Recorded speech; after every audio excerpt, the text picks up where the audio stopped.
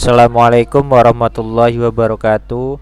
Alhamdulillahirabbil alamin. Assalatu wassalamu ala asrafil anbiya'i wal mursalin wa ala alihi washabihi ajmain. Amma ba'du. Selamat pagi anak-anak, semoga selalu dalam keadaan sehat walafiat. Kemarin kita telah membicarakan tentang perjanjian Hudaybiyah. Perjanjian Hudaybiyah ada 4 poin penting yang terdapat dalam perjanjian Hudaybiyah. Bapak telah meminta kalian untuk menuliskannya di buku. Sekarang Bapak akan menjelaskan keuntungan dari perjanjian Hudaybiyah terhadap kaum muslimin. Ada 4 pokok keuntungan kaum muslimin. Di antaranya ialah yang pertama adalah dengan adanya perjanjian Hudaybiyah tidak akan terjadi gencatan senjata ataupun perang selama 10 tahun. Kaum muslimin mendapatkan kesempatan untuk melakukan dakwah ke seluruh jazirah Arab. Jadi dengan adanya tidak ada gencatan selama 10 tahun ini, kaum muslimin dapat berdakwah ke seluruh jazirah Arab dengan tenang tanpa ada gangguan apapun. Hal ini merupakan keuntungan. Kenapa dikatakan keuntungan? Karena semakin banyak kaum muslimin, karena semakin banyak kaum kafir Quraisy yang akhirnya masuk Islam dengan dakwah yang telah disampaikan oleh para sahabat. Kemudian yang selanjutnya, dengan diperbolehkannya kaum muslimin melaksanakan haji dan umroh walaupun hanya 3 hari, kaum Quraisy telah mengakui adanya agama Islam dan kaum muslimin.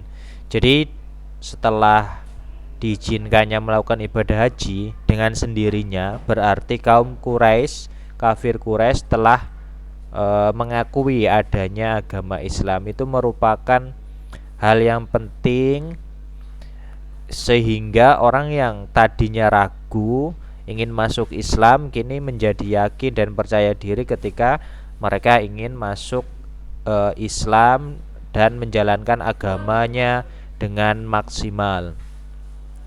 Kemudian yang ketiga ialah perjanjian butir ketiga memberikan peluang kepada Nabi untuk memperkuat kaum muslimin. Orang-orang yang benar-benar kuat imannya tidak mungkin akan bergabung dan kembali ke kafir Quraisy. Kita lihat kemarin ya, perjanjian yang ketiga itu ialah kaum kafir Quraisy yang melarikan diri ke pihak Nabi Muhammad, maka dia harus dikembalikan. Kemudian yang kaum muslimin yang datang kepada kaum kafir Quraisy tidak harus dikembalikan. Jadi dengan isi perjanjian itu, para sahabat yang Bani Quraisy ataupun kaum Muhajirin maka harus kembali ke Mekah.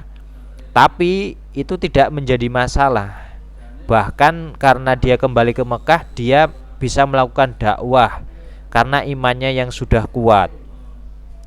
Kalau kaum muslimin yang imannya sudah kuat tidak mungkin akan kembali musyrik. Malah dia akan kembali ke Mekah, kemudian dia mengajarkan agama dengan terang-terangan malahan dan tidak diganggu dan tidak boleh diganggu malahan oleh kaum kafir Quraisy. Kemudian yang terakhir ya adalah kafilah-kafilah yang telah lama ingin bergabung dengan kaum muslimin tidak merasa takut lagi dihalangi dan diancam oleh kaum kafir Quraisy. Jadi ada beberapa suku kaum kafir Quraisy yang sebenarnya ingin bergabung kepada Nabi Muhammad sebelumnya, namun dihalang-halangi dan diancam. Dengan adanya perjanjian ini maka suku-suku tersebut semakin berani dan lantang mengatakan bahasanya suku mereka bergabung kepada Rasulullah. Itu merupakan dampak positif dari perjanjian Hudaybiyah. Kemudian yang selanjutnya adalah karena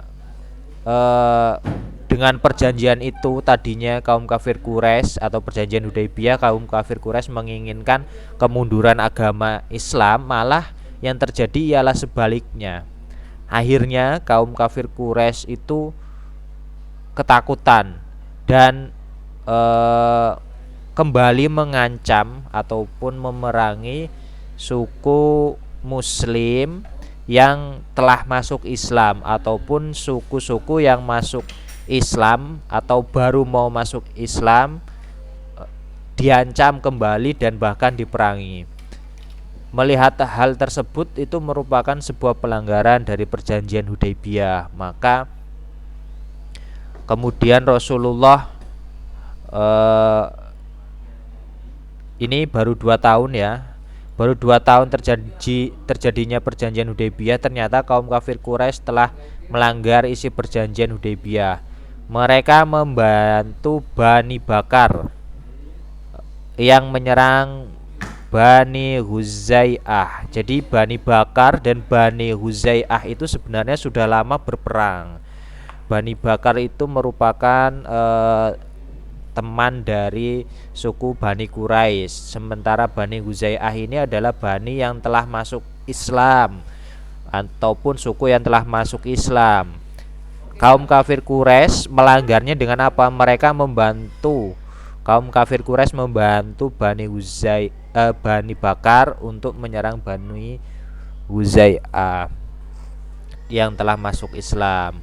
Dan akhirnya Rasulullah pun mengatakan bahwasanya untuk membatalkan perjanjian Hudaybiyah. Oke, ini penjelasan dari Pak Saiful.